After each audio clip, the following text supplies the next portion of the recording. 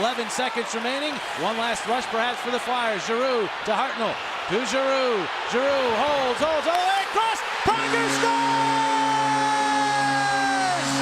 2.1 seconds remaining, and the Flyers are on top.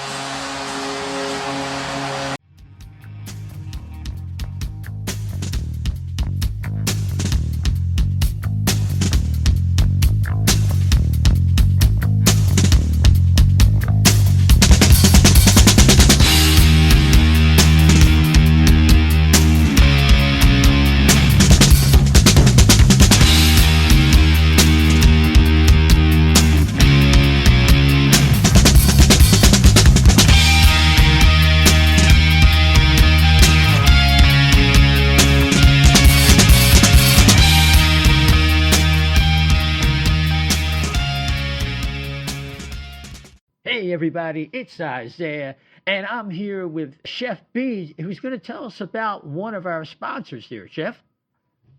Yeah, O&B Puckcast is now brought to you by Summit Public Adjusters. The winter months can be especially hard on our homes, from roof damage and peeling siding to frozen pipes and toilet overflows. Call Summit Public Adjusters before you call your insurance company. Dealing with your insurance company can be stressful and confusing.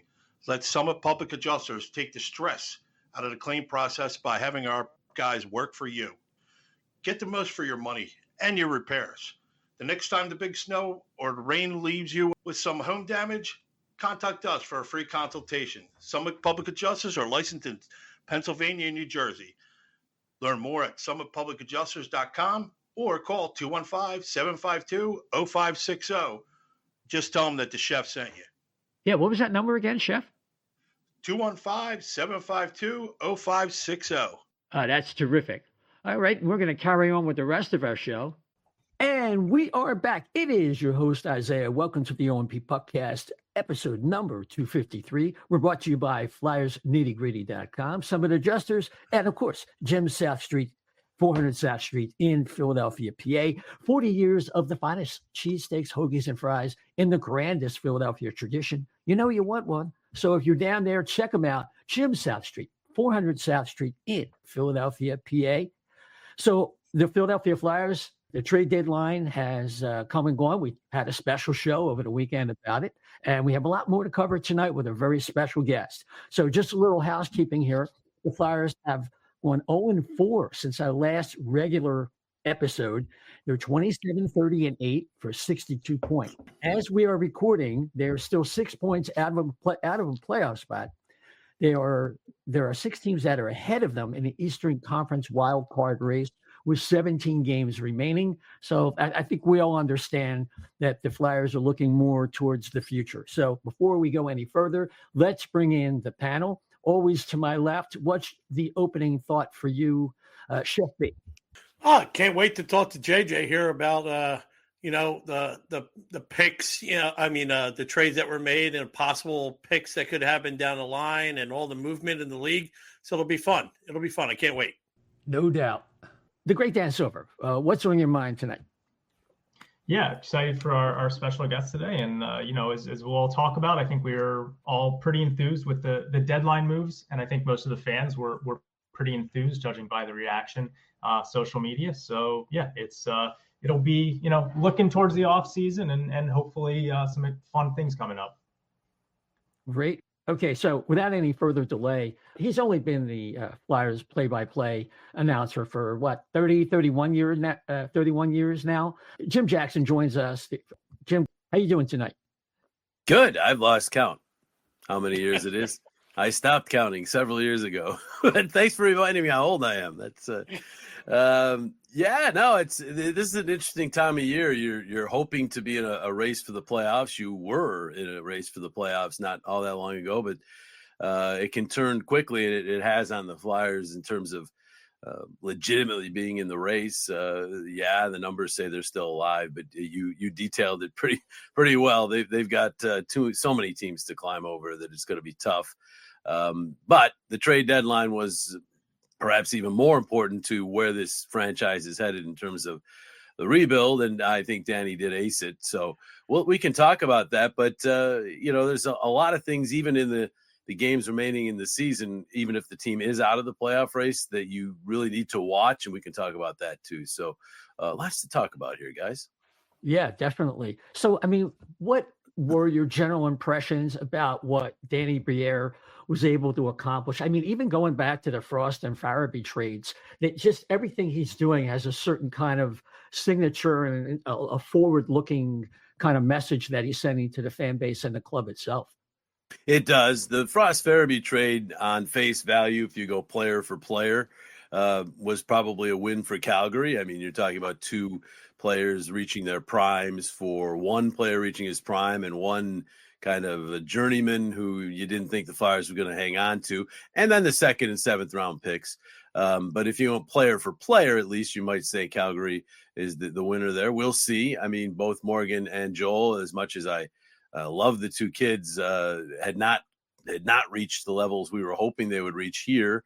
And they had been given ample opportunity. I mean, let's face it, they've both been given ice time. Yes, there have been times when they've been scratched and benched as well, but that's the life in John Tortorella world. I mean, for the most part, those guys had each gotten top line time, power play time.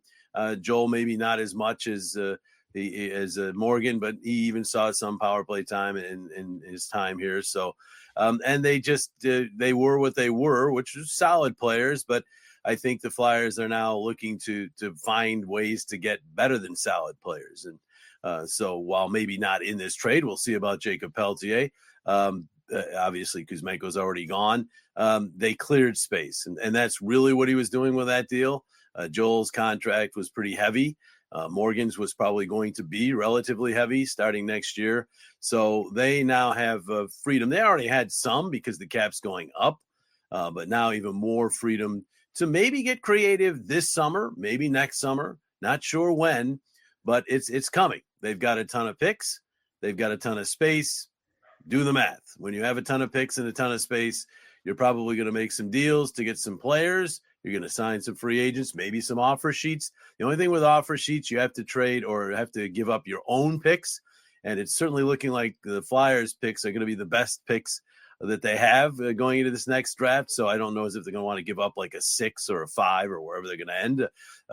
So we'll see about the offer sheet. I keep seeing that in the coverage about, hey, Flyers might be going to Matthew Nyes or one of these guys do an offer sheet to one of these young players. I love that.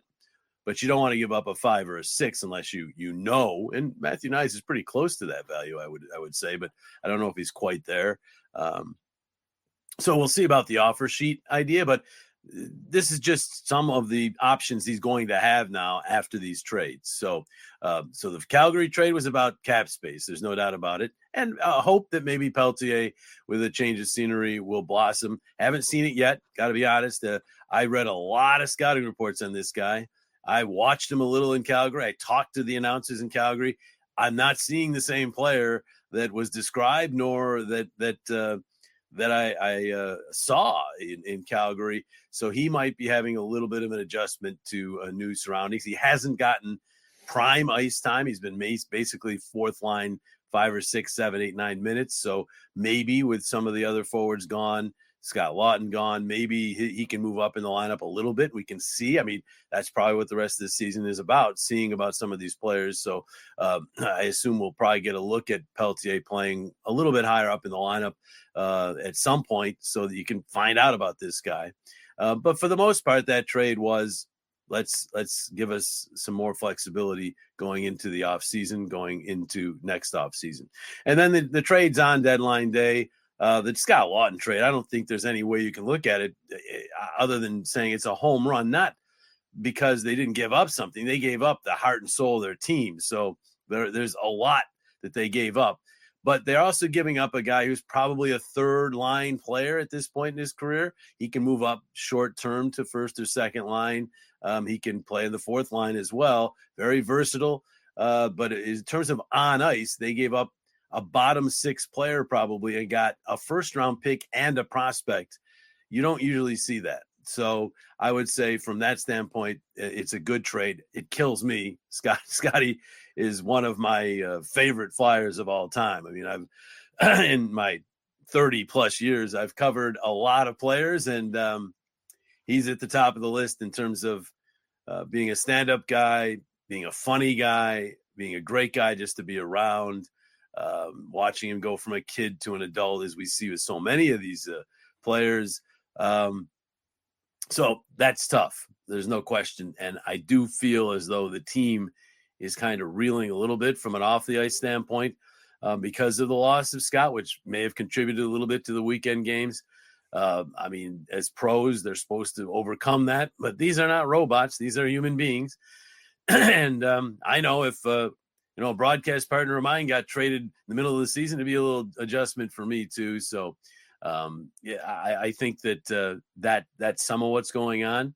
But long-term, it's a great trade for the Flyers. Hopefully the prospect does turn into a legitimate prospect. I'm hoping we see him a little bit here late down the stretch. Maybe not, because the Phantoms are in a playoff race. And then a first-round pick. The other two trades, I mean, Kuzmenko, by retaining, and it's not a big retention, it's just 1 year, what's left of this year, they get a third-round pick. That's probably good value for a guy who no one's quite sure what he is. I think it's a good trade on both sides because I think he's a worthy risk for LA. They need a little offense, and he is a good offensive player. In the short time here, we saw the skill the guy has. So probably worth the gamble for the Kings, for the Flyers. Probably weren't going to, in fact, definitely weren't going to re-sign him. So get a third-round pick for him. And then the other trade was just being nice to Eric Johnson, who gets to close out his career where he spent most of it with a chance to win the cup again. Eric Johnson, just a great guy too. And I think that he's a guy who carries a lot of cachet around the league because he's been in the league so long and he's made so many friends. So you're going to have Eric Johnson really talking up the Flyers whenever he talks to people about how he spent his time here, because he really raved about it, but also about the fact that they gave him this last chance in his career. So that's going to be good for the organization in terms of talking to players about coming to play here, because obviously they do care about their players and they try to put them in good positions even when they move them. So I thought all three trades had their purpose, filled a need in some way for the organization, and now we move forward. Yeah, absolutely. Dan? So it's I wanted to touch on one thing you're talking about, Jim. And by the way, I mean, grew up as a Flyers fan, huge fan of yours. I was actually a minor league play-by-play announcer, and you were one of the guys that I kind of looked up to, and probably where about my Missouri River Otters. They were actually they're now those River Otters. I love the nicknames when you get down into the lower levels, because some of them are just classic. Now defunct. And actually, the year that the NHL was on strike, around like 2005, 2006, we had 4 St. Louis Blues guys on the team. So Barrett, I got to call a game with Barrett Jackman. We were playing against the team with Chris Chelios and some of those guys. So it was fun, but a huge fan of yours. And I've been a Flyer season ticket holder for a while. And one of the things you touched on with the offer sheets, I wanted to kind of circle back on, because I was at the Flyers season ticket holder town hall. I asked about it there, and Danny and Jonesy kind of looked at each other and smirked. And, I kind of have the feeling it's something they might want to look at. And one point of clarification, you might be right, but I'm pretty sure that because free agency is after the draft this year, that offer sheet first round pick they would have to give up would be the 2026 first round pick, not 2025, I think. So that could be something. But, all these moves they're making.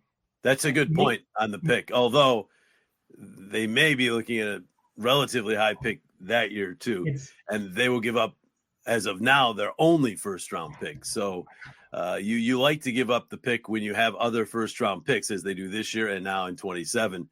Unless they make another deal, get another first round pick. But right now they just have, I believe, it's been so fluid, but I think they only have the one first round pick right now in 26. So that would be a tough thing too. But hey, if you're able to get a guy like Matthew Nyes, maybe Toronto's, maybe Mitch Marner takes them right up against the cap or something, and they can't give Nyes the number that the Flyers could give him. I think he'd be a great pickup, although I do think forwards are one thing. You really need a center. The Flyers know they need a center.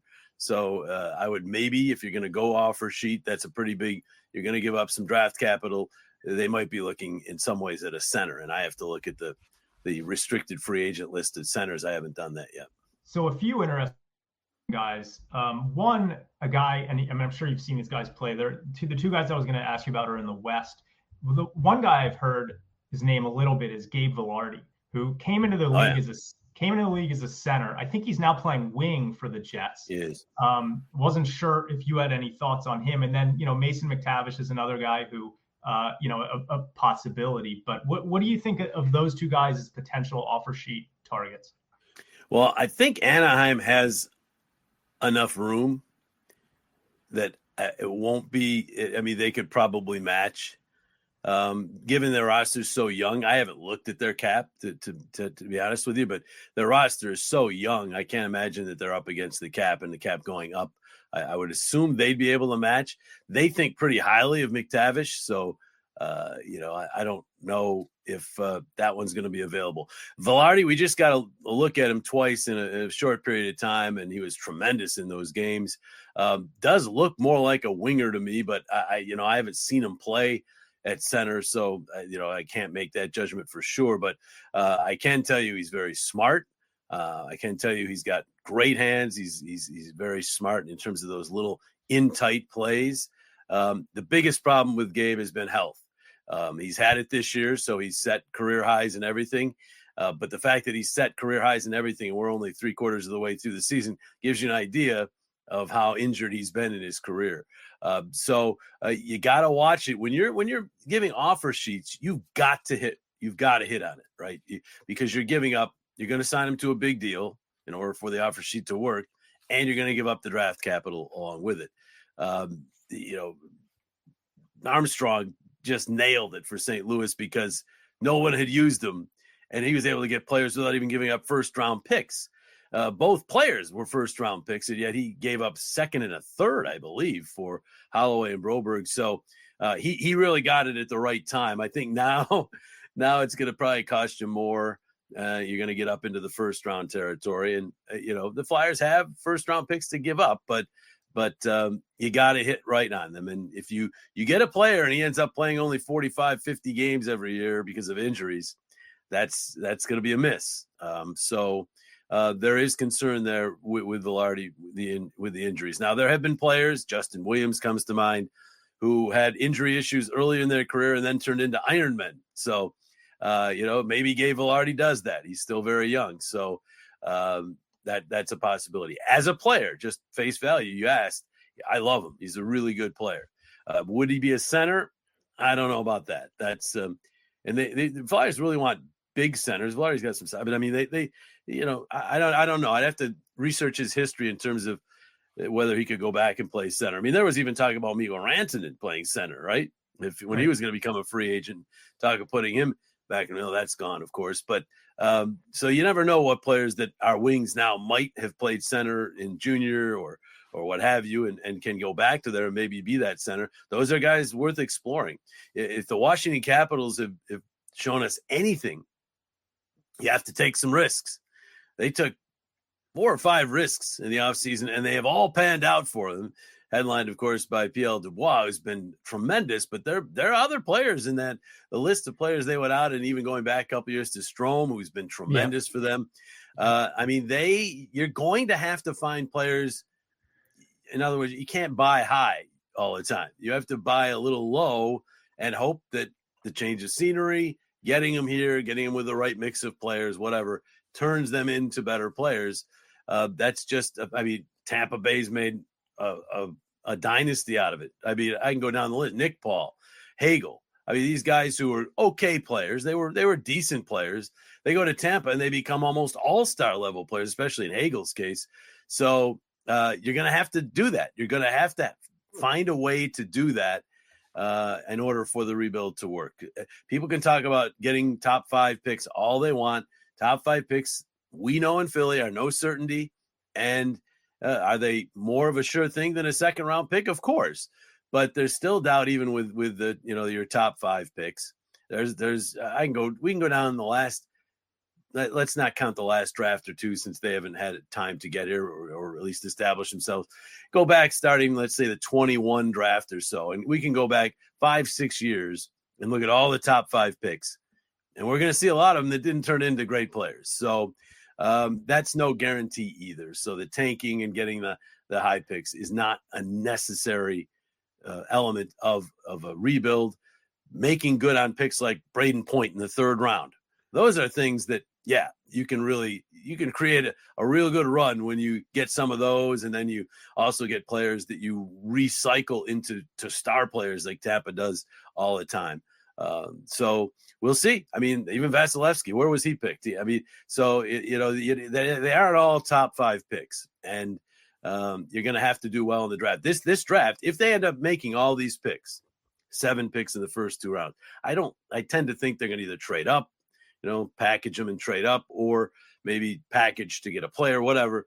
But if they do make all 7 selections, I mean, if they hit with just a couple of those second round picks, you don't get 4 second round picks in many drafts.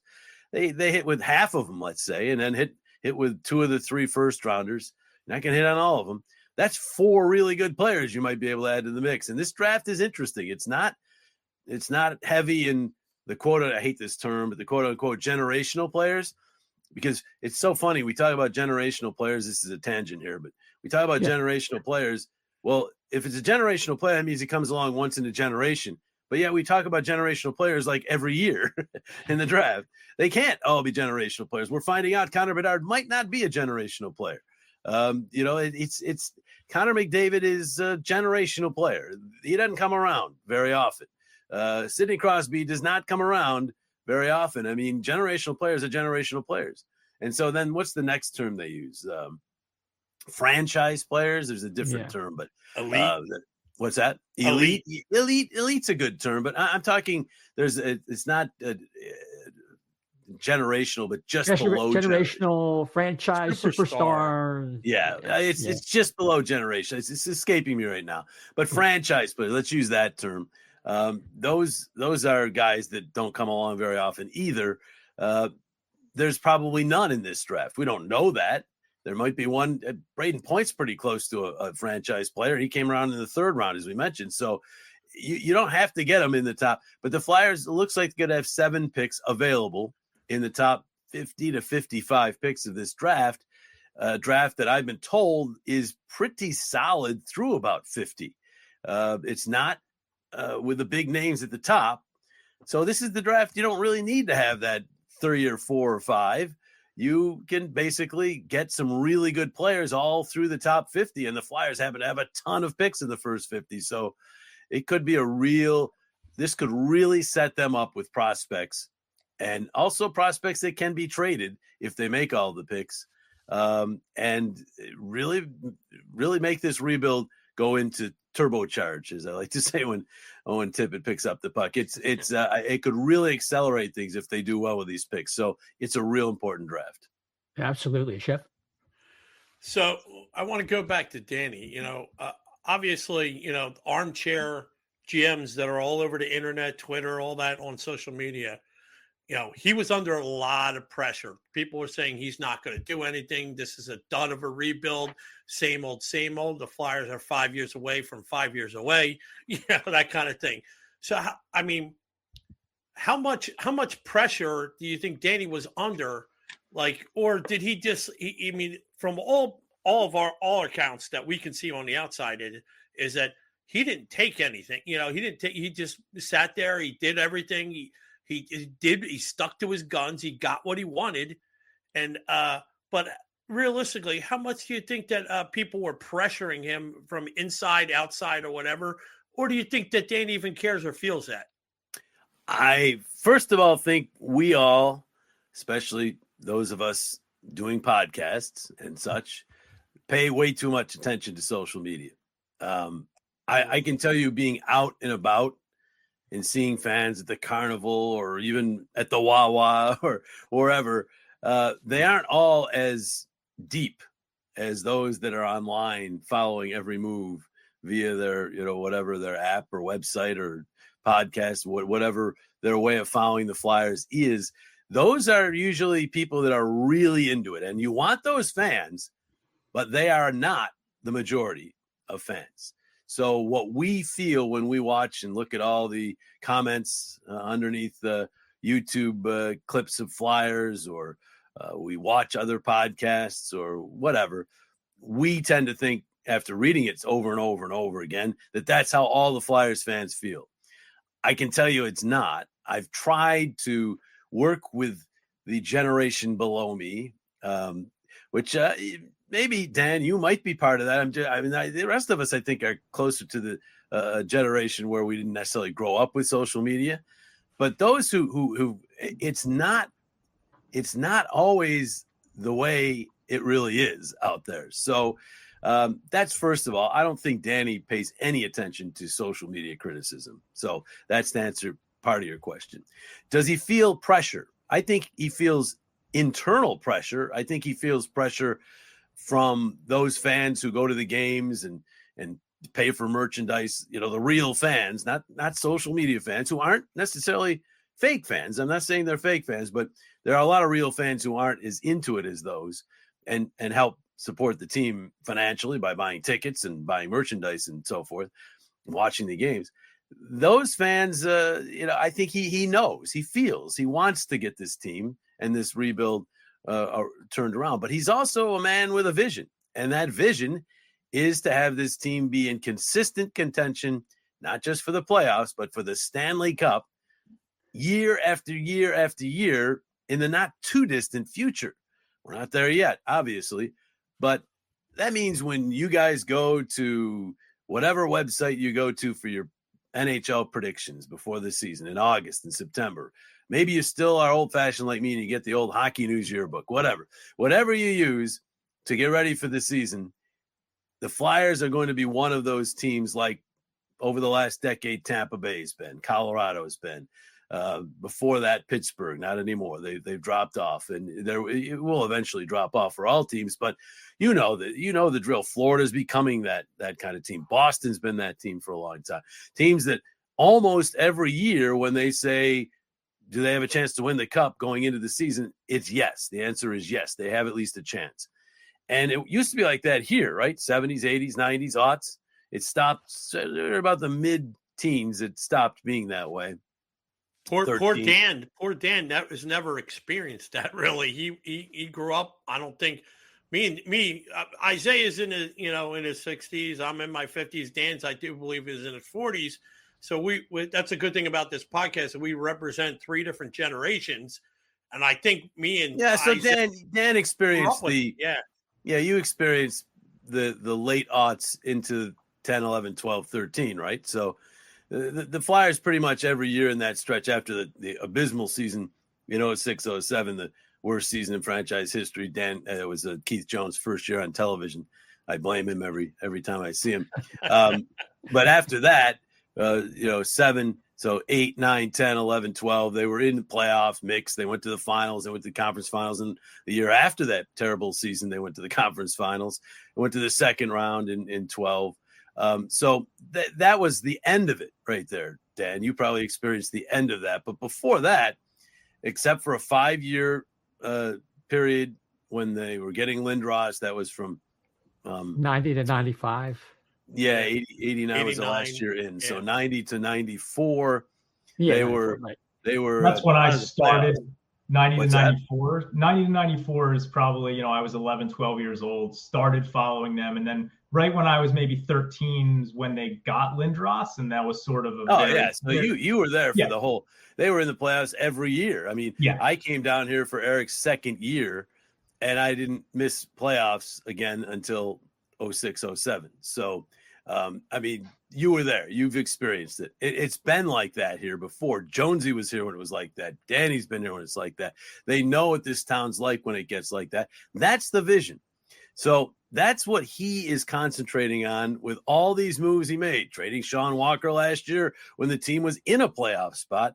Clearly, he's looking at the future. He wants to be competitive now. And we'd all like this team to play better than they have over the first 4 games of this homestand as we record this. But I will say that is important. Yes, it's not good that they aren't playing well, but much more important that they make moves to be that consistent, excellent team in the not too distant future. The question really is, how far off are we talking? And I answer that question with, well, they didn't trade Rasmus Ristolainen, and he's 30 years old. So if they're thinking this is still 5 years off, they would have traded him. at 35, 36, in another contract coming up, I don't know what they're going to get out of it. So, and, John Couturier, they have him because of his contract, but they just signed Travis Konechny to a long-term deal. He's turning 28 here in a couple of days. So, he and Sanheim are not young players anymore. They're in their primes. Even Owen Tippett, Noah Cates are now 26. So you can't say 5-6 years, I don't think, anymore. Those guys are all going to be in their 30s at that point. So I think it's not as far off. That's what leads me to believe that this is going to be a big summer, both in terms of the draft, obviously, but also maybe in terms of some acquisitions. It's not a given. It really it's determined somewhat by the market, who's available. The good thing is, with all the draft capital they have and with everything he's done to clear space, he has the flexibility to determine when to push that button and put it into overdrive. What you really need to have happen are the young players that are already here and the young ones that are coming, your Jet Lichenkos, your Oliver Bonks, your Alex Bump, who is really he's skyrocketing this year into prospect status.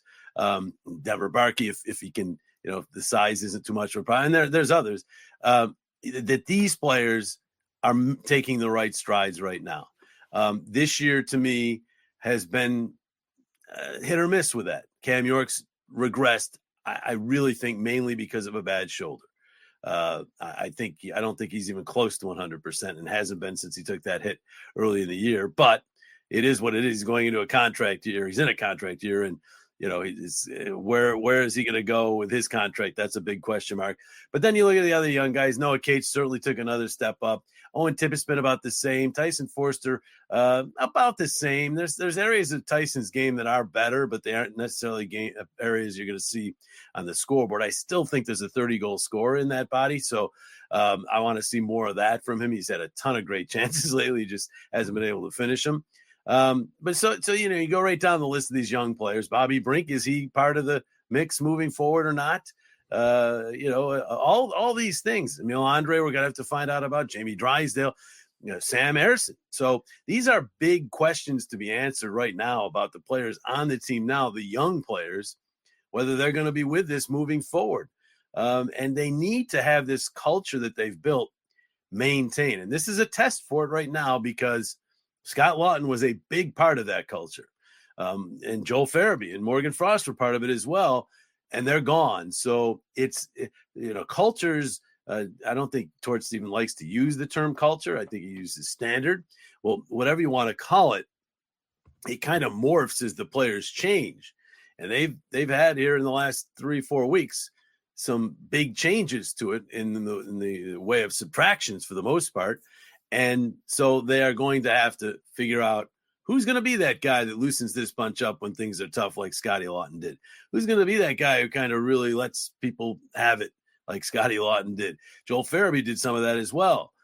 So the parts of the culture have to be reformed here, and that's going to be important down the stretch here to see. Maybe Tyson Forster takes a bigger bite out of the team, or maybe it's Owen Tippett. They're generally pretty quiet guys, but maybe there's something in there we haven't seen yet. Maybe Noah Cates, who's certainly playing very well, but he's a very quiet guy too. But somebody out there, it can't just be Travis Konechny and Travis Sanheim. It has to be some of the younger guys, again, taking bigger bites out of the team. So we've got to see that, but it has to develop in order for all these picks and players and trades that they're going to make down the road to mean anything. They've got to have that culture already in place. It was in place. I think it will be back in place, but it does take some tweaking now with some of the moves that were made here over the last month. Yeah. Dan?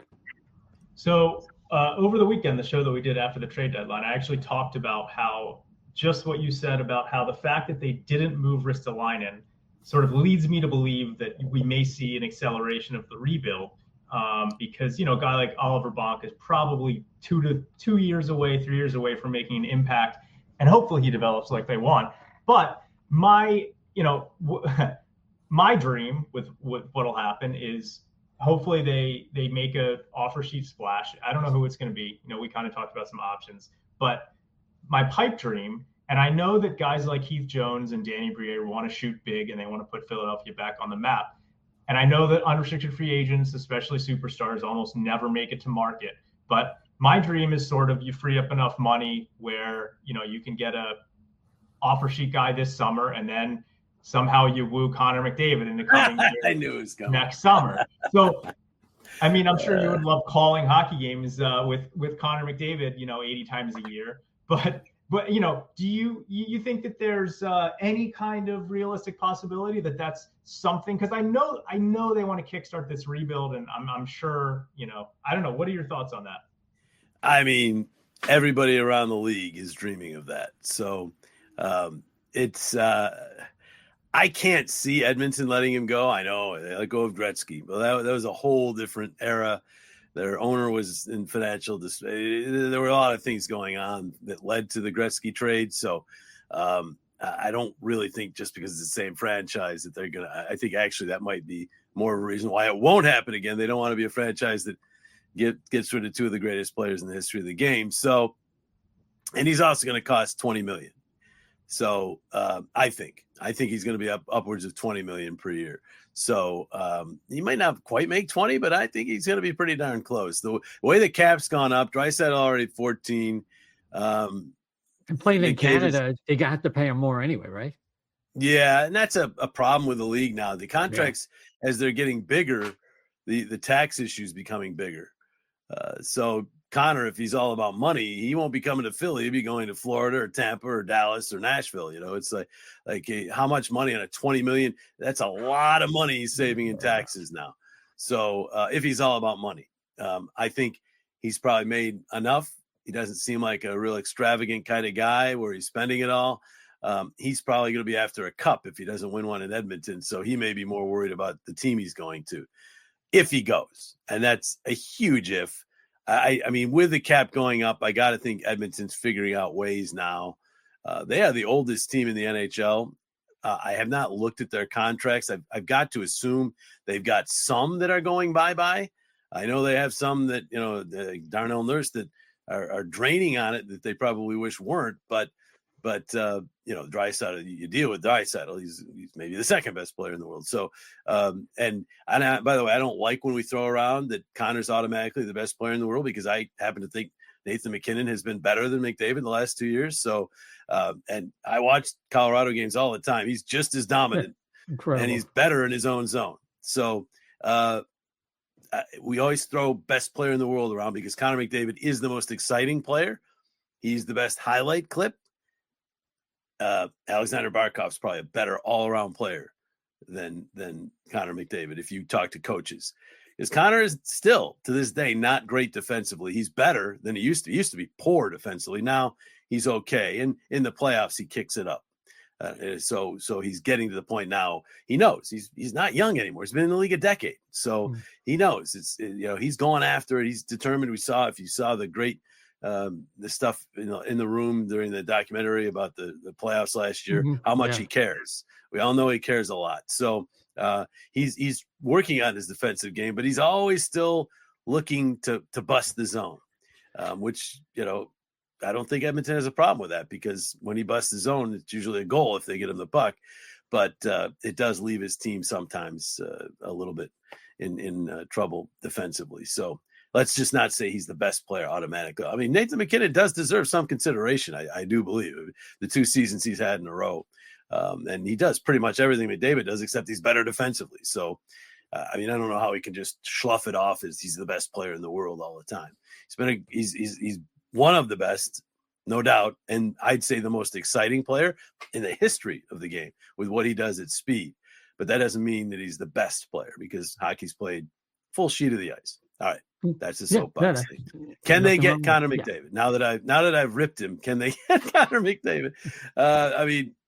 As I said, Nan, I think every team's thinking the same way. So even if he does leave, which I think is a big, big if, there's going to be a lot of competition. You're going to have to probably give up 1/4 of your cap to get him. I guess if you don't have, if you have that much space come the end of next year, you would go for it. I think it would be a dereliction of duty not to at least look into it. But to make it happen will be a whole nother story. So I'd say at this point, pipe dream. But pipe dreams Even some pipe dreams perhaps happen. So who knows? What was the first part that was just a dream? Oh, the offer sheet. Yeah. And offer sheets, I think are possible, but you just have to be careful with them because you can't miss with them. It's such a weird spot they find themselves in because they really want to kickstart this rebuild, but they have no obvious immediate path to getting a first line center. And I feel like that's the question that sort of, everyone has to answer. Now, maybe they drop down to 5 or 6 in the lottery and they win, they move up the first or second and they, get a kid. I don't know who they like the most, Misa or James Hagens or Roger McQueen or Frundell. And, but that's still a couple years away that those guys are making a big impact. So the question I think many Flyers fans are struggling with is how do we get that 1C? I mean, they may not get it. I mean, to win the Stanley Cup, they're going to have a 1C. They can make the playoffs if they have a couple of 2Cs. You know what I'm saying? They're hoping Jatlachenko, I think, is going to be a 2, at least a 3, but maybe a 2. And who knows? I mean, you just don't. We sit here now. I mean, I'd love to. If these podcasts existed back 5, 6, 7. They did, I guess, 5, 6, 7 years ago, but not as many of them. And you could drag up the draft talk and this guy and that guy. We don't know who's going to be a 1C. Those guys you mentioned, all are top prospects. None of them might be 1Cs. 4 of them might be 1Cs. We just don't know. Nolan Patrick was supposed to be a 1C. How'd that work out? Not too well. Not too No well. C. I never liked Nolan Patrick, to be on the record. So. Yeah. Well, I'm glad you didn't, Dan. But the hockey world, I love the revisionist history on that draft too. Bob Clark came out and made some comments. He got the wrong guy. Bob said it was Kel McCarr. It was actually Miro Heiskanen, who the scouting staff wanted to pick. So at least some members, not all. But if you go back to that, and just to defend Hexie a little bit, the hockey world in general, it was Hischier and Patrick, 1-2, 2-1. We weren't sure which one was which. The year before the draft, it was Patrick. Patrick was 1, and then he had some injury issues his last year, and Hischier had a really good year, and so it became one or the other, right?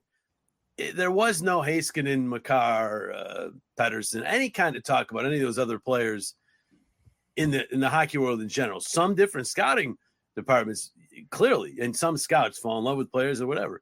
But I can't really blame Hexie for picking Patrick there. It was pretty much those two, 1, 2, and the Devils took Hischier, so he took Patrick. And I got to tell you, there were glimpses of Patrick in his rookie year and a little bit of his second year where he did some things you're like, wow. But the one thing about Nolan that kind of soured everybody was he just didn't seem like he loved the game. And, he'd been around it his entire life, obviously, with his father and uncle being NHL players. And, it's quite possible that if you're around it all the time, you don't necessarily fall in love with it to be in love with it the rest of your life. You get sick of it. And maybe that happened with him and then the injury. So the injury was strange. It was a tough injury. It's not one you can measure. And he just never recovered. So it's just a cautionary tale about we just don't know on these prospects. So to your point, Dan, the best way to do it to me would have been to go out and get Dylan Cousins. Now, is Dylan Cousins a 1C? He hasn't played like a 1C except for maybe 1 year of his career, but I think it's all there. I think he could be the next ex-Sabre who gets out of Buffalo and becomes an all-star player. I would have tried, and Danny may have, I don't know.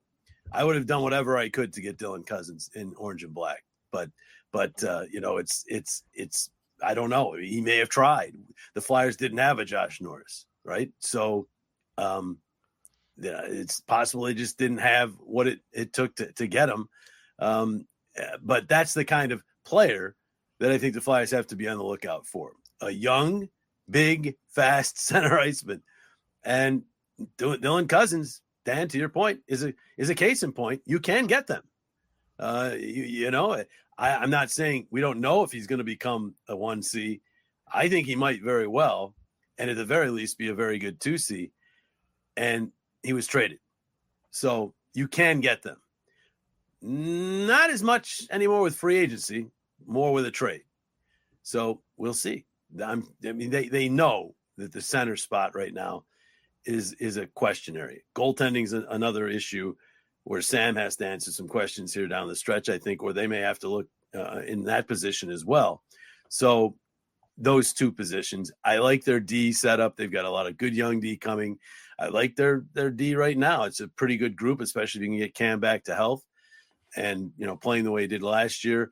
Their wings, I'd match their wings up against a lot of teams, although they've lost, with Farabee gone and Lott's now not part of the mix. It's not as deep as it was, but Tippett, Forster, these are really good players. Konechny, I think forward wise they're in pretty good shape, but center is where they have a definite need, and maybe goal moving forward. Mm-hmm. Chef. So you just highlighted at the end there, goalie.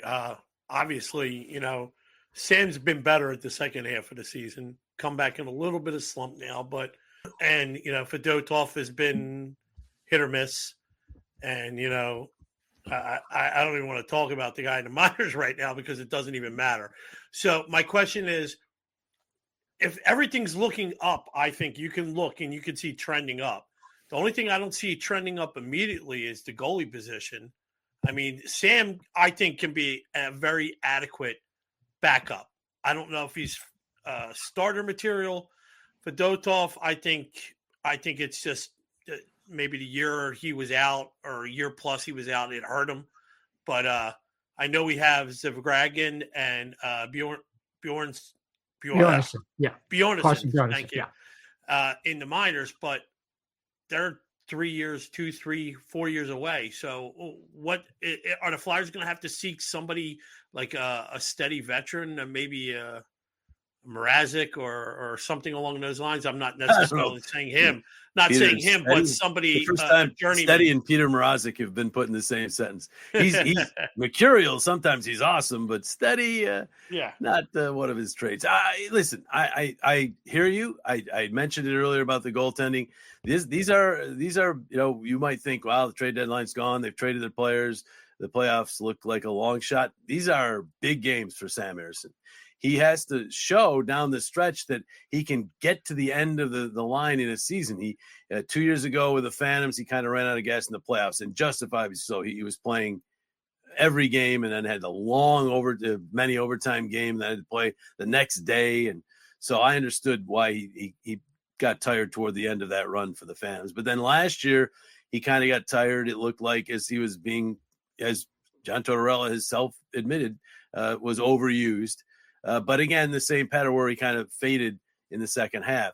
And as you say, he had been really good since Christmas to about a little before the break. He had a couple of games before the break that weren't great. But then he had the great game in the Four Nations and came out with a pretty good game or two. But then all of a sudden the game in Pittsburgh wasn't great. I thought there were some fluky goals there. But then the game since, he hasn't looked very sharp. So these are big games for Sam. He's got to show he can take on the load of playing most games in the playoff crunch. Now, they're not in the playoff crunch, but several of the teams they're playing, the next three teams in this homestand, the final three games, Ottawa, Carolina, and Tampa, not in that order, but those three teams are all in the playoff push. So you're going to play a lot of teams that are in the playoff push. So you have to think this is as close as it's going to get to a playoff push at this point. So see how he plays. I think Sam still could be a number one. I think he's a better than adequate number two. When he was backing up Carter Hart, he was really good in goal. So, and let's mention that too, because this rebuild has had to overcome some unforeseen difficulties. Yes, there was always the chance something would happen with Carter because we knew the whole Hockey Canada thing was at some point going to come to a head, but it took forever, right? So I think people started to think maybe it never will. And then it did.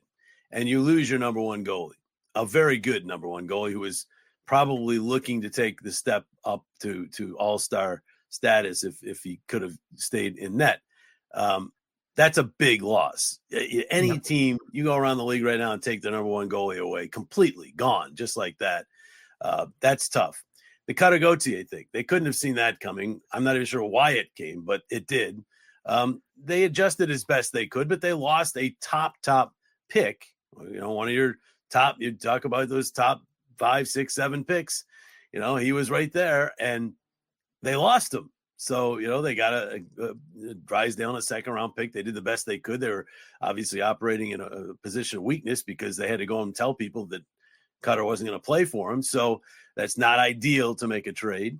And so they've had these kind of things, pop up that are tough. You got to find a way. I mean, you can go back even further before this regime. Ryan Ellis plays 4 games with the team. I mean, the Nolan Patrick thing and on and on and on. We can go all the way back to Chris Pronger getting hurt if you want me to go the litany of really tough things. But for this regime, those two have been, obstacles that I don't think they counted on. And I think especially Carter and the goalie, if they had Carter Hart this whole time, I'm pretty sure they make the playoffs last year. This year, probably in a better spot to make the playoffs. If it's an Harrison Hart goalie combo, that's pretty good. So, take that into account too. At the same time, Colorado remade their goaltending on the fly this year.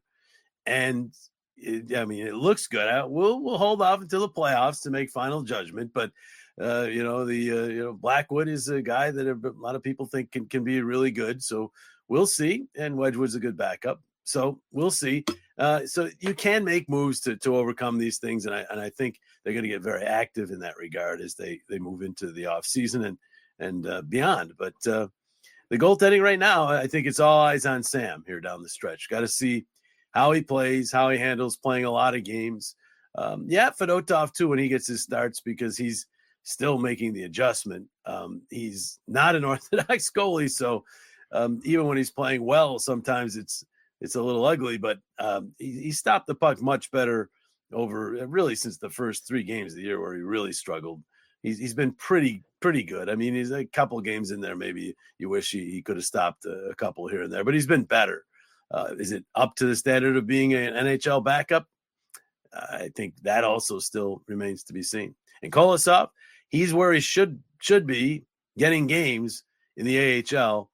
And he's a guy who's got potential. He's only 23. He's a young goalie with a tremendous athletic ability. Will he stay satisfied getting the time down in the minors and getting better?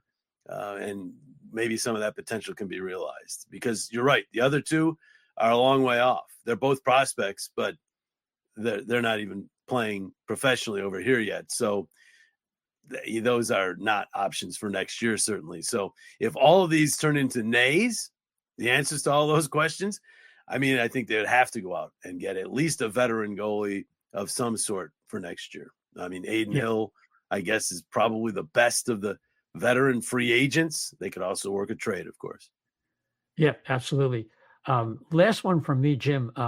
As they're going forward, and maybe they pick up a second line center, and I mean, I guess the buzzword with us is, the incremental improvement, going from where they were as a playoff contender, but not really a favorite, to next year being a team that is favored to finally break through and make the playoffs and start this run where hopefully it will lead to them being what you described earlier with Florida and Toronto and what Boston was for the longest time. And that would be a perennial playoff and then a cup contender.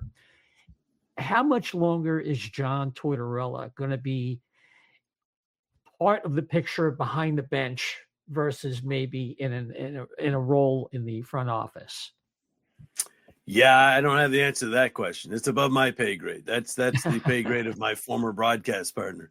I don't know. I mean, John Tortorella has a proven track record with young players eventually becoming really good. Zach Werenski's one of the best examples right now. He's probably going to win the Norris this year, and he will just rave to you about what John Tortorella meant to him in his career. So I think there is a stream of talk out there, maybe from some of the people we were talking about earlier, some of the people who just follow so closely and they're so deep about this, that John can't coach young players. That's false. He's coached many young players in his career, and he's coached them to become good players. So I don't think it's a true statement to say he can't take this team to the next level. But coaches in the NHL shelf life, I believe John Tortorella is like 5th in seniority with his current team right now. Believe it or not. Something like that. Yeah. Yeah. I mean, it's Cooper, Sullivan, Bednar, St. Louis. And then I think Torts and a couple other guys started at the beginning of 3 seasons ago. So, I mean, the shelf life is not long for NHL coaches. So I don't know whether it's up to him too. Does he want? I mean, he's 66 years old. Yeah, it's a grind. I mean, so does he want to keep it up? So there's a lot of questions there. I really can't give you an answer as to how long he's the guy. It's just one that I don't think has an answer quite yet. Yeah, and he has something to say about it too, obviously. So. Well, that's the thing. That's the dynamic. It is. I mean, I go back to when I was living down here in Florida because, I'm based in Tampa, when he was having his battles almost daily with Vinny Lecavalier. And we all know that turned out very well. And Dan Boyle was kind of like a reclamation project that blossomed. He was a reject from the Florida Panthers. And he's somebody that, Torts talked about with regard to Jamie Drysdale as somebody who could develop into that kind of player. So, yeah, there's a lot of stories. You hear about the negatives, but it's easier to be negative for sure. Well, one of the reasons I mean, his press conference persona is tough. He's a very emotional. He's a very emotional guy, and he's still in the moment, in the game when he gets for those post-game press conferences. So he comes out and he fires away. But if you've ever talked to John away from the game, just at a carnival or at some of these season ticket things they do, or he's a very nice guy. He's an extremely caring individual. He cares about other people. He cares about animals. We know that. He cares about his players in a big way. So you saw how emotional he got when he started talking about Scott Laughton the other day. So I mean, he really does care, and the players know that he cares. Some his tactics might wear thin on. Some, I think he's the best thing for him. And that's kind of the way it is with any coach. The players are all different. So some are going to like it. Some aren't. His track record's pretty strong. He's been a great coach for a long time. He's only been 5 guys who've been behind NHL benches in more games than John Tortorella anymore. So he's been doing it a long time. I think the answer to your original question is in his lap too, in addition to if any changes were being thought of above him. But, he's got to want to be back for another year or two. He's got 1 year left on his deal. So 1 year left. Yeah. We'll see where it goes. But I just don't want that whole, he can't coach young players. It's such a fallacy when you look at his record and all the players he's coached. There have been guys, who was the guy in Columbus who he had differences with, and he put out tweets. I think. Yeah, Brandon Dubinsky. So, I mean, there are, but Scotty Bowman had many players who didn't like him. Ken Hitchcock had lots of players who didn't like him. They won a lot, and so has John. So, it's easy just to pick at the coach anyhow when the things aren't going well. So, I just think that he's been part of the vision with Danny and Jonesy. He knows where this is going. He's coached with that in mind. And that's why he's being hard on Matvei Michkov. He's trying to mold the kid. I think a lot of people, just in closing, were probably pretty upset the other day when they realized that he wasn't playing Meach after that goal, thinking, oh, well, maybe he lost his man. It happens.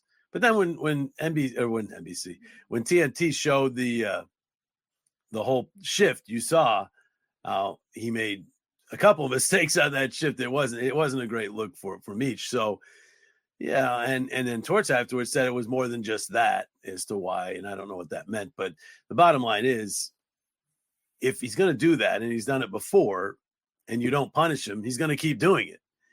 So he has to punish him. I'm glad he didn't sit him for the rest of the game.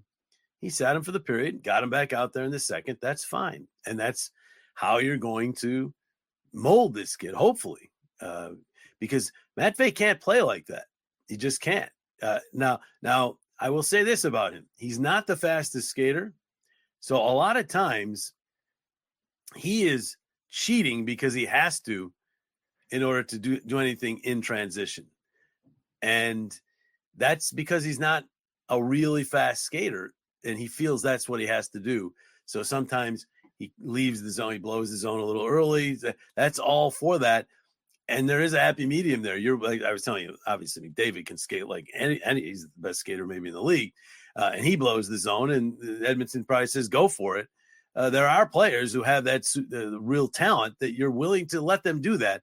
But there's still times where you can't do that, where you have to make sure your house is cleaned up first before you take off the other zone. And, as a young player, he's going to have to mix, figure out when that's the case, when he can take off, when he can't. And that's a process. It takes a while. And we're going through that process right now with Meech. And John Tortorella is the guy teaching him. And Danny Briere said it many times. He's happy that Meech came over early to get over here and get working with John Tortorella, because this is the kind of stuff that has to happen for him to become the player that we all want him to be and that he wants to be. Does that also help the fact that we got him so young and we have a pretty disciplined coach that can probably, like a lot of these players, by the time you get them, especially the European ones, they're in their early 20s or whatever, and they've acquired those bad habits. Yeah. See a lot of KHL players coming over like that. So this could be to his advantage that we got him early, but we get one as fans, we get to see him play, and that's one thing, and see all the potential that he can be. And also at the same time, we have to put up the fact that, hey, he's just a kid still. I mean, he's still got to learn. And it's no doubt. Be a couple of years before you even see any kind of responsible play out of him that you can consider on a regular basis that he's a genuine solid player. Took Alexander Ovechkin a long time. They probably won the cup the year that he started to really pay attention to his own zone. Still cheats. And he will, and so does McDavid. And so most of the great players do cheat a little, but you got to there's got to be some kind of balance to it. And yes, I agree. I think that because he got over 2 years early, that's 2 years of training in the North American game. It's also 2 years of him learning the language, 2 years of all the cultural adjustments that we weren't expecting. So that is absolutely positive. It just so happens those first year or two are going to be probably the most painful years, because the adjustment, it's trial and error. It's going through the mistakes of youth and all that. So we're going through all that now. And still, as you said, while we're watching the mistakes of youth, we're still seeing glimpses of his greatness on a pretty nightly basis. So you can see all the talent. Maybe the best vision I've seen in a Flyer. Claude Giroux had pretty darn good vision, but I'm telling you, this guy sees stuff. We sit way upstairs where you can see the game. It looks slow. It looks kind of easy, actually, from where we sit. And he sees stuff we can't even see up there, like guys coming late, these sauce passes through two guys to the other side of the ice. And they're also still looking for, and this goes to your point, Dan, about who do they go get? They want to find a guy who's going to really mesh well with him as a center. So when I say I love Dylan Cousins, I'm not sure he's a player that would mesh with Michkov. He's more of a straight ahead, kind of guy. Maybe it is a straight ahead kind of guy you need with Meech. We don't know, but there's got to be a guy that they can find who has chemistry with Michkov. That's got to be one of their goals here in the next year or two, to find that center who's going to really unlock him. The other thing is he's second in the league, third in the league now, I believe, in points behind Celebrini and Hudson, but you're right up there with the leaders, and the power play is not working. This guy should be a maniac on the power play, and has at times shown us some great stuff on the power play, but not nearly as much as I thought. At the beginning of the year, I thought he and Drysdale would get this power play at least up to the middle of the league, or 20th or somewhere around there. It's sinking back toward the bottom again, and that's an issue they're going to have to clean up. And I think they have the parts. I mean, I think Michkov, if you work the power play through that guy, some good things are going to happen. So, but he's got these points, 20 and 27 as we speak right now, 47 points. He's going to, in 2 points from now, he's going to have the best rookie point total for a Flyer since Michael Renberg 30 years ago, without getting a whole lot of payoff in the power play. Now he has power play points, but just imagine if the power play was going well, the amount of points he'd be getting on it. So if we, they get that power play straightened out, it would help TK's production. It would help his. It'd help so many players. So they got to be a goal for them moving forward. They've got to find a way to, I'm not saying be, number one, but at least middle of the pack with a power play. Dan? No, I agree. Maybe they'll double the amount of consultants they have for the power play. They had a lot this year. Summer. Consultants didn't seem to have the answers. I mean, it's really about what you do on the ice. So it's execution, or is it execution? They've got to figure out that the D-man who's going to be at the point. I mean, they started off with Drysdale. Then they I thought Andre actually looked pretty good a few games on the point. Zamula to me is a disaster because he's so slow. You're giving up shorthanded power plays. Now they've had Ristolainen. I thought they had him back there trying to bump up his point total for the trade deadline. I don't love him on the power. I kind of like his aggressiveness a little bit, but I still feel like Drysdale or Andre. I don't know. They need to figure that out. What do you think? I think, Jamie Drysdale's. I don't think he's ever going to be a defensive defenseman. So he's got to succeed, I think, on the power play to be an effective NHL player. So I think that would be. There's another guy who they haven't tried. He's not having a good year this year, Cam York, but Cam York ran a power play a lot in his early career for some high-level teams, World Junior Championship teams. And they gave him a brief look last year, I remember, but I think he's a pretty good distributor. He doesn't have the big shot, but Risto has the big shot. I don't think he's quite as good a distributor as Cam, so they could give him a shot. But this is the fourth straight year. I mean, the last 3 years they finished last in the power play, and this year they're close. They're third from the bottom or whatever, and hopefully they can get away from the bottom. But there have been a lot of players, guys. I mean, Claude Giroux is one of the top power play performers of his era.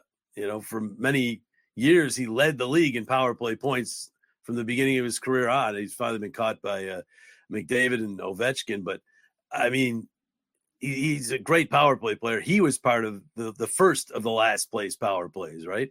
And they've been through a lot of different players. They've been through different coaches.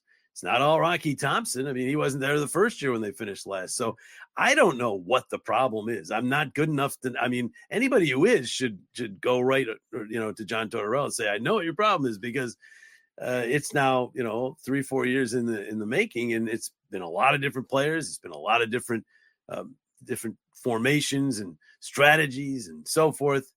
And they just haven't been able to get it to work. So it's a mystery that they need to find a way to solve. Yeah. Well, JJ, you've been so generous with your time. We really do appreciate it. Now, we can turn on our TVs. We know we're going to hear the great Jim Jackson, but you have some projects and things that you're involved with, broadcasting, school, training, anything that you want to tell the folks about before? Well, I do broadcast coaching, as you know, and I do a lot of it in the summertime, but I do some during the season too.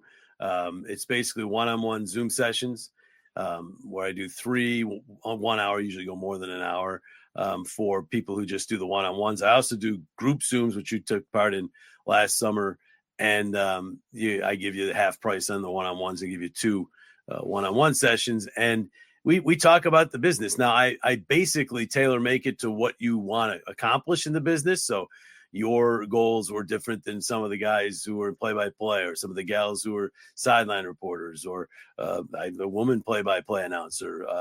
There's different areas to go in the business.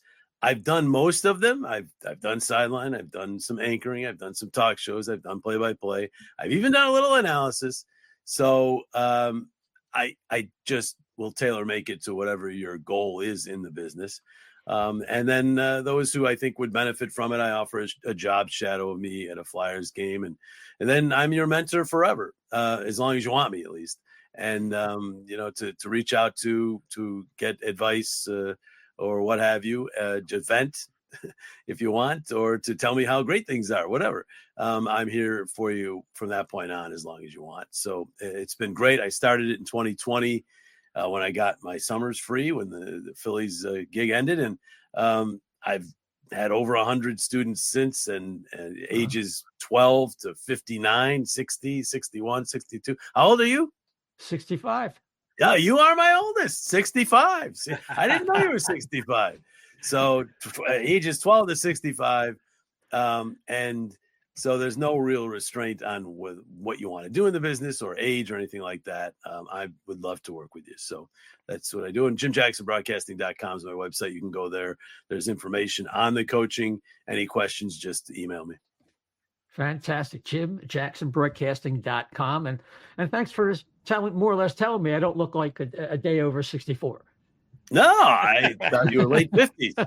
If I went to say ages 12 to 59, I had a 59-year-old guy in Florida who was doing some streaming, and he was my oldest. But I remembered one of you guys giving away your age earlier, and I said, "Hold it, you're in your 60s, aren't you?" So it wasn't your looks that gave you away. I think it was Chef P. Did you? Somebody said. Oh yeah, I ratted him out. I think it was his fault. That's why I knew you. So hey, congrats! You're my oldest student. I could have been a contender, right? No, Jim, thanks so much for joining us tonight. And we'll hope to talk to you again soon. Anytime, guys. And last comment on this team, again, Danny, Jonesy, they know what they're doing as far as the long-term goals. There's going to be short-term pain. I think we kind of thought maybe what's happened this year was going to happen last year. Then what happened last year might happen this year, kind of in reverse as far as the team and being in a playoff spot so much of last year. But the bottom line is they've never left their eye off the prize, which is that consistent greatness down the road. And they're getting closer to it, even if it doesn't seem like it by what you're looking at on the ice the last 3 or 4 games. It's much bigger picture than that. And they're heading in the right direction. We all hope so. Thanks so much. Thanks. Take care, Jim. Okay. Well, that was Dan had to get rolling, everybody. It was fantastic to talk to JJ, Chef. It was a lot of information, man. He's so knowledgeable that sometimes it doesn't come through because he lets Bush do the analysis. But boy, he really knows the league and the contracts and It was awesome. He's one of my favorite sportscasters out there. I love listening to him call the games. I love listening to him call the baseball games too. So when he was with the Phillies for a while. So yeah, loved it. So I was amazed at how much information that you don't assume, because like you said, because Bush and the other people that have been on with him throughout the years, don't forget Jonesy was there too, and all these other guys that you figure that they're brought in for the hockey knowledge because they're the hockey players, so to speak, and you just don't realize how much info that JJ has. So it's awesome. Yeah. So listen, we had an original plan about what we're going to cover tonight, as we do with most, and you can't always get to it. You hear a lot of podcasters talk about that kind of stuff. I did feel as if we need to make some final comments about if there's some winners. I don't know if you want to talk about so-called losers and a trade deadline, but I just thought it was notable that there are about 4 teams or 5 teams that made major decisions. And then there's another team like, let's start with Carolina with the whole Rantanen thing. They clearly ending up with a couple first-round draft picks and what's his name from Logan Stankoven from Dallas. I'm sorry. I mean, that is a come down. There are people that say, well, if you look at the whole trade, including Natchez and Drury going and what they got back from Colorado. I mean, for me, Chef, they just interrupted the momentum they had toward being an Eastern Conference Stanley Cup finalist and just kind of pulled the rug out from underneath them. Now, maybe they'll prove me totally wrong, but that's how I felt. And I thought that was more important for a team that's been building toward this for like 15 years, going back to Ron Francis. Yeah, they were probably the team that was going to stop Florida from repeating or getting to the East. But now you sit there and you go, look at what Florida did. Florida bolstered everything. Marchand and Seth Jones. Yeah. Yep, they're going to be back there, and it's funny because you mentioned the three teams that I was going to talk about were Dallas, Carolina, and Florida. Dallas, I think, have gotten themselves in a really good position here to win the cup. They were my pick at the start of the season. They were my pick for last year too. That didn't pan out, but it was a great series that they were in. I really do believe that you got your conference finals, those three in our conversation, and maybe Colorado if they can get past Edmonton. That's going to be hard though. Well, to me, Colorado is an example of the type of stones it's going to take to improve the Flyers. Mm-hmm. What they did, I think it's McFarland, I think is his name, Chris McFarland, I believe. And of course, Joe Sakic kind of playing the Jim Rutherford role in a way for Colorado. What they did from the very beginning, replacing both goaltenders, Mackenzie Blackwood, Scott Wedgwood, are better than what they had. And I think they had Gorgiev, who it wasn't going to cut it. They were never going to go anywhere, and they're in their window. They have McKinnon is still in his prime, and they're not going to get back Landeskog, but they didn't want to pay Rantanen. They thought they didn't communicate real well. Something got lost there. So they go and get Natchez and Drury, and Natchez is a hell of a good player. Drury helps their depth. They haven't had depth the last couple of years, but even that wasn't good enough. Of course, you have Makar there. You have Tays, who's done a really good job on a pairing, and they add the depth they needed. They get Brock Nelson. It was very costly. It cost them Cal Ritchie, who's going to the Islanders, and a first rounder. And they get rid of Middlestat, who just didn't work out. It was kind of like they're hoping and praying it would work out, but they get Charlie Coyle. Now Middlestat is going to have a longer career, and Charlie Coyle, I think, is like 32. But for a team that's in their prime right now, I mean, they're in really good shape. So I think they are actually still. It depends on Ottinger. To me, whoever gets the better goaltending between Dallas and Colorado. Yep. I think I'll give you that. Yeah, I could see that could come out of the West. I think, you can't ignore what Winnipeg did with the minor ads again. Now it's slipping my mind who they got. Of course, I'm looking this up as we speak. So this is your turn to talk. So I don't have it on my face. Yes. Well, no, I mean, actually, the four people that we just talked about are exactly who I picked to be in the conference finals at the beginning of the season. I thought the Flyers would be hanging in there for a little bit longer than they did, but no, otherwise no. But Winnipeg, I did think that they were going to be a lot better this year, and I thought they were going to contend. And by the look of it, man, they the two looks we got at them, the second one they just made mincemeat of the Flyers, but the first game they actually, the Flyers hung in there, and I think that's a preview. That's going to be what every team uses to shut down Winnipeg. Is the system that the Flyers used against them in that series, in that first game in Winnipeg. I wouldn't surprise me. You just got to congest them up the middle like that, and you can shut them down.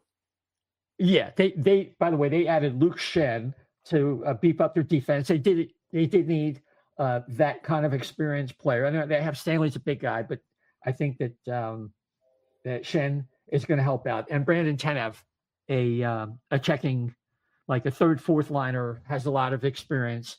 So it's not quite the ad that they were looking for. Look, they're the best. They're one of the best teams after this trade deadline. I don't know how you can say that they're still the best team. That remains to be seen. And again, I mean, he's the best goaltender, so he hasn't always played that well, Hellebuck, in the playoffs. So we'll just have to see how that goes. Toronto adds obviously Scott Lutton and Brandon Carlo. So, I mean, that's good for them. I don't believe in their goaltending. I don't believe in Wall. So, Stowe with the goalie is just a nice backup. Yeah. In fact, he probably would have been pretty good for the Flyers this year. He might have been a better choice. But before we leave the subject, the topic, Boston finally does what the Pittsburgh Penguins couldn't do. Penguins are still kind of rebuilding. They're kind of adding a little bit, making the trades that they made. But when Boston lets go of Marchand, Carlo, and Frederick, who goes out to Edmonton, that was a pretty good effort for them. They're saying we're going to retool this thing. They can't rebuild. They have Pasternak, McAvoy, and Swayman. So you got some players to build around. It's going to be very interesting how aggressive they are. And that's what kind of concerns me. When Boston's cashing all these chips in, the Flyers are going to be competing against other teams that have better winning traditions, and that's going to make a difference. And either that or the tax thing. And the Flyers don't have either one of those things going for them at this time. So, well, it's funny because if you listen to, I guess, the stories, coming out there, they offer him $3 million or whatever. I don't know if that was true or not, or to extend him, but whatever. It doesn't matter. Maybe they did, and that was like, look, we can't take you back. For the good of the team, we can't take you back, or whatever it is. But overall, it's the smartest decision because it's not sustainable. He was on a steady decline. Marchand was on a steady decline anyway. Like where the last 3 years, you could see his play going down a little bit. And plus, he's getting older, and you have to make that decision. I had heard with Marchand that he went to them personally, and this is via Elliot Freeman, so a good source, that they were whatever distance apart, and Boston wasn't moving, and then he goes to them and says, "I'll meet you halfway," and they said no, more or less. Wow. Because he had taken a little bit less to stay in Boston to kind of keep that whole thing together, right? Yeah, absolutely. And they decided to move on. I think it was part of the overall overarching program when you move on from Carlo like that, and you trade Coyle, and you got those three pieces I mentioned earlier that you're going to retool with. I can't blame them.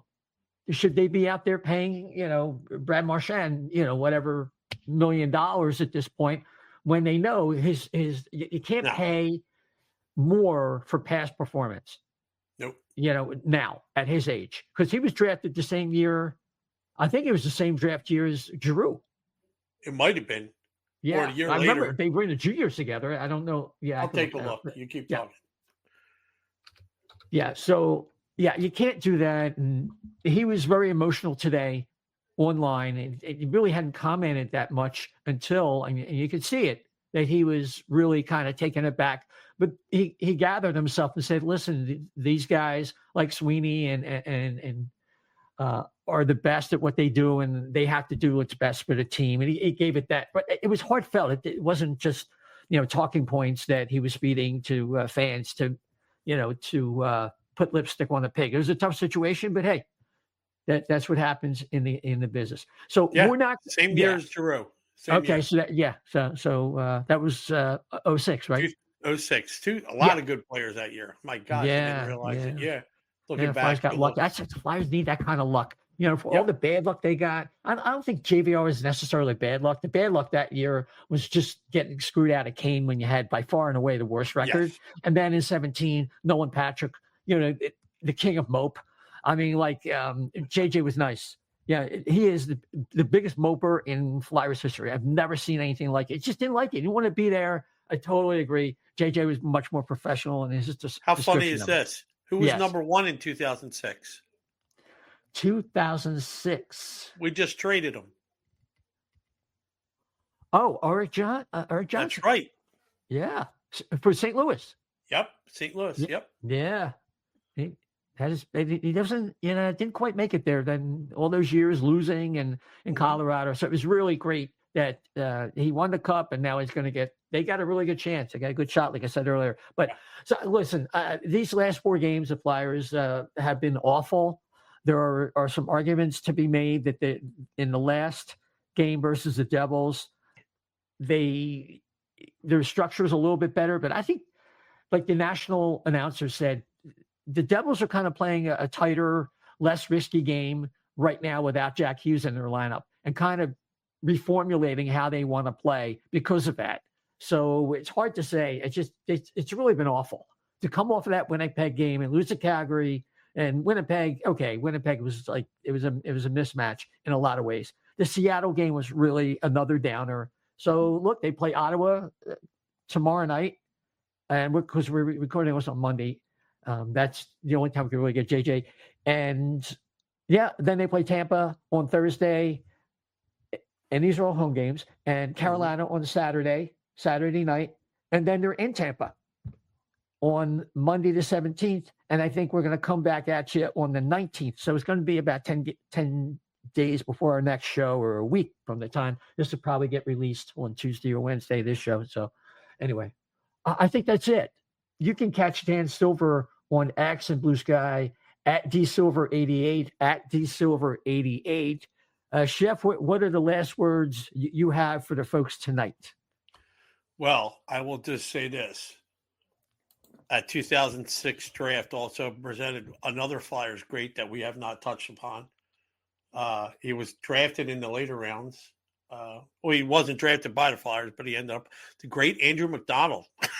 Oh, taken by the Islanders? Yes. I think that was funny. I thought that, he's still a bane in the existence for some of these Flyers fans. So, but anyway, you can reach me at Chef to Left B on Twitter. That's Chef to the Left B on Twitter. If you want to argue with me about anything or whatever, or you don't agree with what we said or anything along the way, I love it. I love going back and forth. You got it. And it's going to take Hunter McDonald being successful to cleanse the name. Although I think McDonald was the first McDonald, Andrew, was Scott. It's a Mac, M-A-C. Yeah, it's MacDonald. So, yeah, but, Anglo-Saxons is still going to be an issue with that. Anyway, you can follow the O&B Puckcast at O&B Puck, at O&B Puck on X and Blue Sky. We're also on Getter at O&B Puckcast, at O&B Puckcast. You can follow the O&B Puckcast on several podcast platforms, including Apple, Spotify, iHeart, TuneIn, and Amazon Audible. And of course, we're on YouTube and Facebook. Just type in there O&B Puckcast, and it'll pop right up for you. If you could follow or subscribe, whatever applies to your platform, we really do appreciate it. It'll help move us up the charts when people are looking for a Philadelphia Flyer podcast. So I think that's all we have for you tonight. Until next time, everybody, thanks for listening, and take care.